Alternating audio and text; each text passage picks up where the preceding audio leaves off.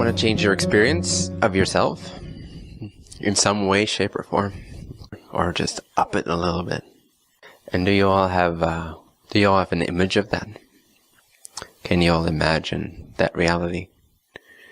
You can, otherwise you wouldn't have the idea of change. So you have some form of image, some vision, even if it's a very spiritual looking vision that doesn't include cars and houses, but includes a silent state of mind.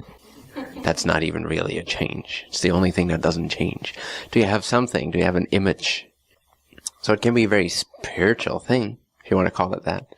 Or it can be a very mundane version of yourself, whatever you want, or a combination of both. But you have some sort of image of what you're, in a sense, working toward. Even if you see that as false, even if you see that as changing the small stuff, which doesn't matter. Even that is a change. Even that is a vision, than not wanting to change anything. So whatever the feeling is that you get from whatever it is you think you want, can you imagine that? So just see yourself, version of yourself, as you are now, but with a different experience of yourself. Can you imagine that? An experience that you long for, that your heart is thirsty for. What would be this version of yourself's history? Completely forget your own history. What did it experience yesterday? What did it do? What would it have done?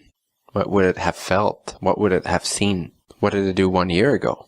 Remember, this is not the you know. This is not your history. This is the history of a version of you that you desire to be. So what's the history of that version of yourself? What has it already experienced? What has it already encountered? What's your new past? Because remember, imagination is remote viewing a parallel existence, a parallel point of view of the one existence, a parallel universe, experience, reality. Imagination is remote viewing of parallel realities, coupled with some brain interpretations and symbols that you're familiar with. But nevertheless, you're tuning into an actual frequential or vibrational parallel version, a different alternate reality. That's what imagination is. You're looking into a parallel version of yourself. So, knowing that imagination is not just fantasy, it's actually the tuning fork that tunes in to different frequencies, like a radio transmitter. So, in that parallel version, what did you do yesterday? What did you do today? What did you experience? What did you see? Who did you meet? Make this as vivid as you can, as playful as you can, and as real as you can, in a sense, like, what would you actually have experienced if you actually were completely 100% overwhelmingly so that version of yourself which you barely even dare to dream into existence? What if you could be the one that you actually want to be, but you don't give yourself permission to even think about? Because that would not be possible, would not be reasonable, would not be practical, would not be allowed, would not be loved, would not fit in.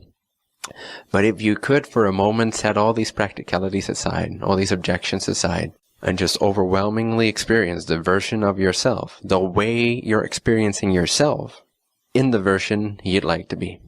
One of the quickest and most powerful ways of actually bringing that frequency, bringing that parallel reality into your experience is by changing your past. Because once you've changed your past, you don't have to do anything. You're already that version. So change your past. What did you do yesterday? In the version of yourself you'd really love to be. And imagine it, and you'll see that these experiences, what you may call like fake memory, become actual memories. And they start to, in a sense, take on a life of their own. They become very vivid. So imagine your past until it suddenly dawns on you that in some form, way, or shape, you've actually experienced these things.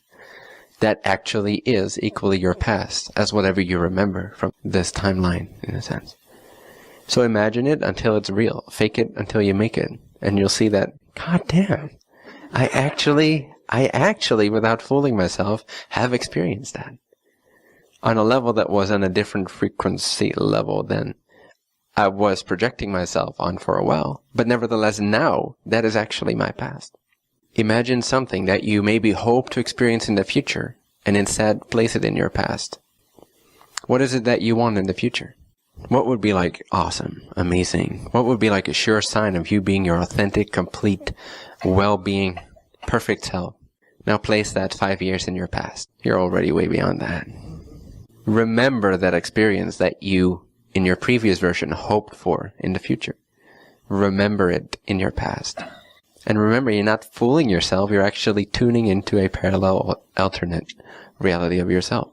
So this is as real as whatever memory you carry with you at this moment that you do believe in. It's as real. Again, I'm not kidding. You've already experienced many of these things. So memorize them. Remember that you've already had these experiences. Remember that you already have been doing and living the way you wanted to be living. That's your new past. That's your actual history of the one that you are becoming now. If you change your history, if you change your past, you're effortlessly changing your present without trying hard to battle a past. Trying to change yourself in the now, trying to adjust yourself in the now and make these minor adjustments. But feel like you're fighting an ocean of history, an ocean of doubt, an ocean of, yeah, but that can't be really me because I've never really done that before in that way. So first I need to do it for 10 years in order for me not to call myself a hypocrite anymore. In order for me to truly be worthy of this new state of being, of this new loving version of myself, I first need to have 10 years of being that before I can give myself permission to actually feel like I am that. Because I've hurt people even 1 week ago, so I cannot be that loving, compassionate, enlightened self. It wouldn't be right. It would be hypocritical. So imagine a different past. Tune into an alternate past. The past of the version of yourself that you already wish to be. Insert one memory that the version of yourself you wish to be would have already had many times. And that now in your, well not now, but in your 10 minutes ago version of yourself you could only hope for. You could only dream of. But right now you've already experienced that. Imagine that. And see the shift that it brings about right now. See how it changes your awareness, your understanding of yourself in the moment. See the release that it brings, the relief, the peace, the trust, the confidence, the union with yourself, the love. And experiment with this throughout your everyday life. Whenever you find yourself stressing and hoping for something, and then putting yourself down with ideas of unworthiness, simply imagine a different past altogether, and fake it until you feel it's actually real.